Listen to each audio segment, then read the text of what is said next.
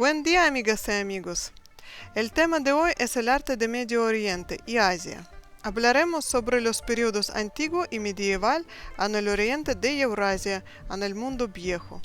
Igual como en el caso del arte precolombino, es el tema demasiado amplio para cubrir durante un taller. Sin embargo, trataré de hablar de las tendencias principales y unos logros importantes de esos tipos del arte. Como ustedes tal vez recuerden del taller pasado, el Imperio Romano se separó en dos partes, Imperio Oeste con el centro en Roma y Imperio Este con el centro en Constantinópolis.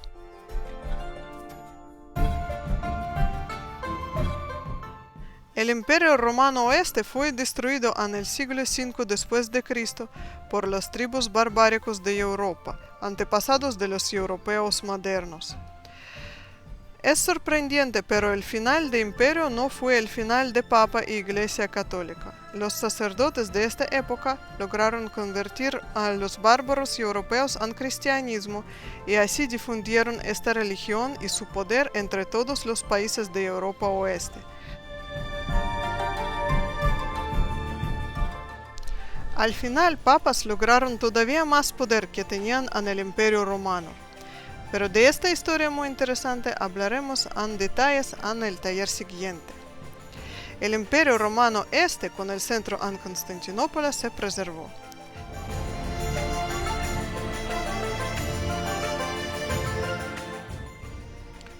La ciudad Constantinopla fue fundada en el año 324 después de Cristo por el emperador Constantín, el emperador romano, cual también aceptó la religión cristiana como religión estatal del Imperio Romano.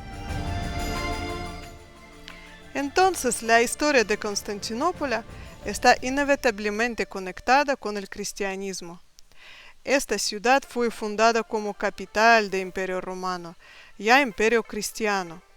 Parte del Imperio Romano con capital en Constantinopla siguió a existir por 10 siglos más después de la caída del Imperio Oeste. Para gran parte de este periodo fue el centro de civilización europea. Fue imposible comparar el arte, ciencias y todo el desarrollo cultural de este imperio y Europa medieval. Constantinopla siempre fue enemigo de papado en Roma porque tenía otro tipo de cristianismo, iglesia ortodoxa. Los reyes europeos envidian su poder y riqueza.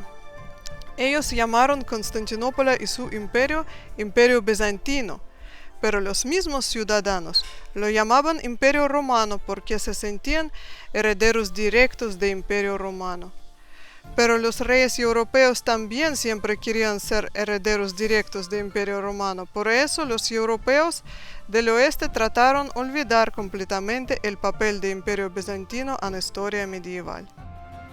Durante el reinado de Justiniano I, en el siglo VI, el Imperio Bizantino logró el apogeo de su poder y casi restauró las fronteras antiguas del Imperio Romano. Pero después de este periodo, el Imperio Bizantino sufrió pérdida de sus territorios. Mayoría de tiempo ocupó solamente los territorios de Grecia y Asia Menor. Arte y cultura bizantino en general siguen a desarrollar las tradiciones del arte del antiguo Imperio Romano.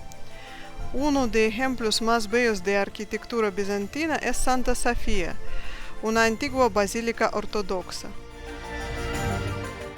Basílica es un tipo de iglesia cristiana en el Imperio Romano, ambos Imperio Romano Oeste y Imperio Romano Este. La cúpula fue inventada en el Imperio Romano Antiguo y realizada de tamaño gigante en el templo más grande y famoso de este imperio, Panteón, templo de todos los dioses. Este fue posible gracias a la invención de material hormigón. Se considera el cúpula de Panteón más antigua que conocemos ahora. Después podemos ver cúpulas en iglesias del Imperio Bizantino. Las construcciones de cúpulas se hicieron todavía más complicadas y sofisticadas. la Basílica Santa Sofía incorpora un sistema de cúpulas y la cúpula principal tiene 31 metros de diámetro.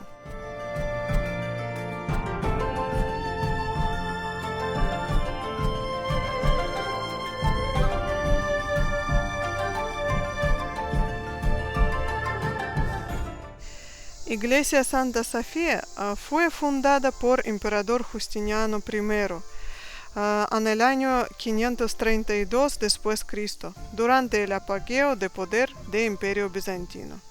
Después de 10 siglos, cuando Constantinopla fue conquistado por musulmanes, se convirtió en mezquita.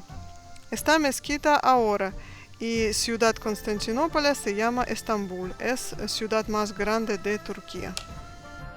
Santa Sofía tiene motivos griegos y romanos en su arquitectura y se considera uno de los principales logros de la arquitectura mundial. Los mosaicos de Santa Sofía también son muy bellos e impresionantes. Allá podemos ver la influencia del arte de Roma antigua.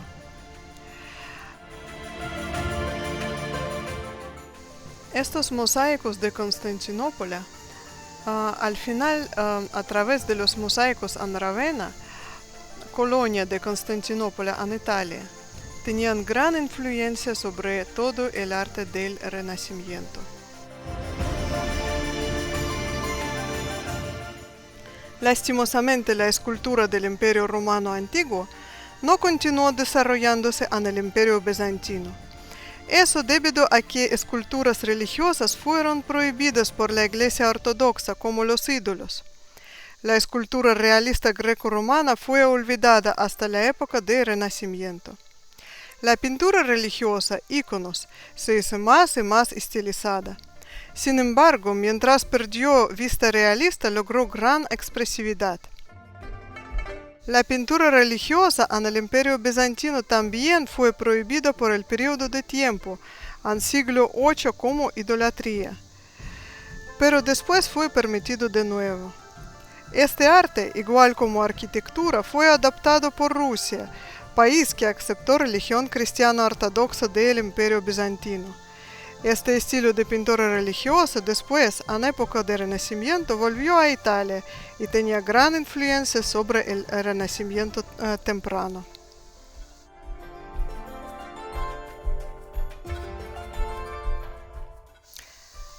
Aquí es importante mencionar la gran influencia de la religión sobre el arte.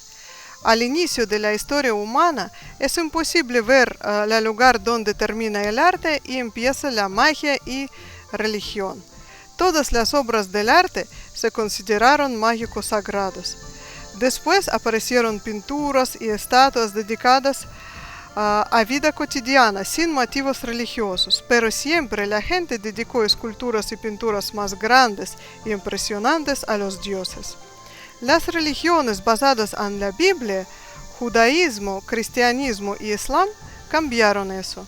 Estas religiones prohibieron idolatría, y eso en diferentes periodos podía significar no retratar a Dios, no pintar escenas religiosas o hasta que no retratar seres humanos como es en Islam. En estas situaciones, la religión reprimió el arte. La época medieval perdió los logros de arte greco-romano por prohibiciones religiosas. Es interesante que al inicio de su existencia, los islamistas fueron más liberales para ciencias y artes. Después de la caída del Imperio Romano, muchos científicos y artistas preferían emigrar a los países árabes que vivir con bárbaros europeos. Y así, estos artistas y científicos trajeron la cultura greco-romana al mundo islámico. Muchos textos de filósofos, científicos y poetas greco-latinos conocemos a través de la traducción en idioma árabe, porque originales fueron destruidos por bárbaros o fanáticos religiosos cristianos. El arte islámico normalmente prohíbe la representación de seres humanos o cualquier animal. Pero en época temprana, pintura de figura humana y los animales fuera común en el arte secular, arte que no está religioso. Existe una larga historia del arte visual persa, que tiene sus raíces más antiguas en el arte de Mesopotamia. Persos fueron conquistados por árabes y crearon las obras del arte islámico mejor conocidos del mundo. El arte de miniatura persa estuvo muy influenciado por la caligrafía china. Las miniaturas de colores brillantes, frecuentemente pintados con témperas, fueron mucho más libres y naturalistas que el arte europeo de este periodo, limitado por restricciones de iglesia. Existía gran influencia de arquitectura romana a través del Imperio bizantino sobre arquitectura islámica.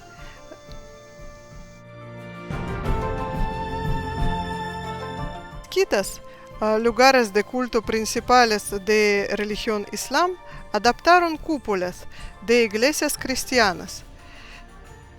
Otra característica de mezquita es que tiene 4 torres altos, minaretes a sus lados.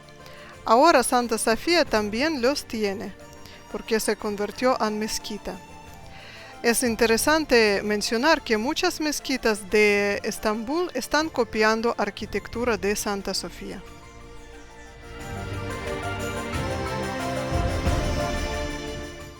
El Taj Mahal es un edificio representativo de cultura islámica en India. Es un monumento funerario construido entre años 1631 y 1654 en la ciudad de Agra, India, por el emperador musulmán Shah Jahan de dinastía mogol. El Taj Mahal se erigió en honor de su esposa favorita, que murió en el parto de su 14º hijo. Es interesante que la cultura islámica es conocida por su machismo e incumplimiento de derechos de la mujer, pero la obra de su arte más famosa es un monumento funerario de la mujer. Taj Mahal es un edificio más famoso de India, pero pertenece, como hemos mencionado, a cultura islámica. Entonces, ¿qué conocemos de arquitectura hinduista? Su templo más grande y también mejor conservado es Angkor Wat. Está considerado como la mayor estructura religiosa jamás construida y uno de los templos arqueológicos más importantes del mundo. Angkor Wat forma parte del complejo de templos construidos en la zona de Angkor, la antigua capital del Imperio Khmer. Angkor Wat fue construido durante el periodo de esplendor del Imperio Khmer durante siglos IX y XV después de Cristo. El templo Angkor Wat está dedicado inicialmente a Dios Vishnu.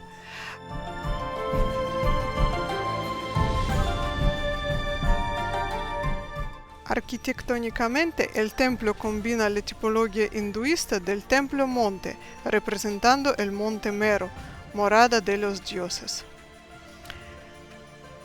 En el recinto interior se elevan 5 torres de forma de loto, alcanzando la torre central una altura de 65 metros. Finalmente hablaremos del arte de China y Japón. La cultura china es una de las más antiguas del mundo. Como había mencionado en el primer taller, los primeros ejemplos de cerámica se encuentran en el territorio de China hace 12.000 años. Es los ejemplos más antiguos de cerámica que conocemos. La arquitectura de China está muy desarrollada y distinta de la arquitectura europea. Uno de sus ejemplos más famosos es Gran Muralla China.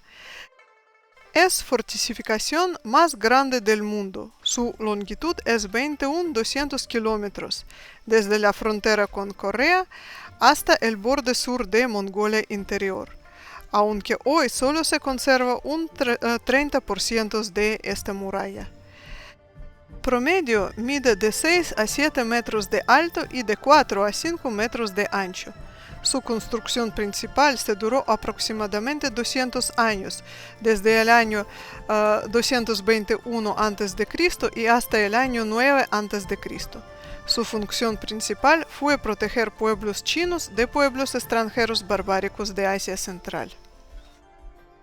Un otro ejemplo famoso de arquitectura china es el Templo del Cielo.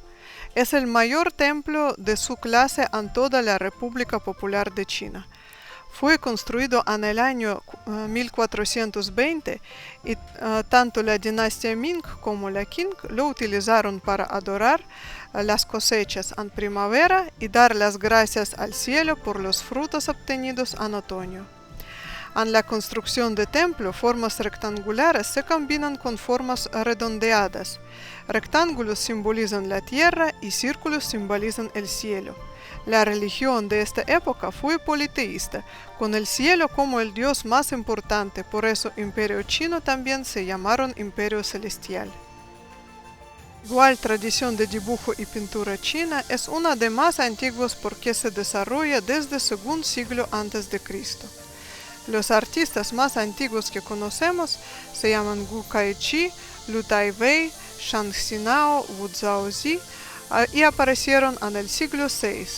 Se llaman fundadores del arte chino. Artistas chinos preferían trabajar con tinta sobre papel. Muchos solamente utilizaron tinta negra, diciendo que este es el arte superior al arte con colores. Los artistas chinos compararon mucho pintura con poesía, diciendo que poesía es pintura sin forma y pintura es poesía en forma.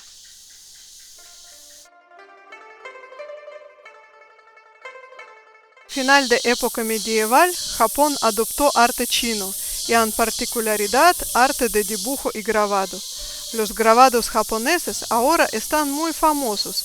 Llegaron a Europa en el siglo XIX y se hicieron muy popular al final del siglo XIX e inicio del siglo XX. Como vemos, los pintores chinos y japoneses no lograron la perfección realista de las obras de pintores greco-romanos. Igual su composición es distinta de pintura sobre jarrones griegos. Sin embargo, pintores chinos y japoneses fueron muy dedicados para lograr perfección máxima en sus obras. Más que todo, pagaron atención a la línea y composición. Como en su poesía el objetivo era contar máximo con pocos trazos de pincel.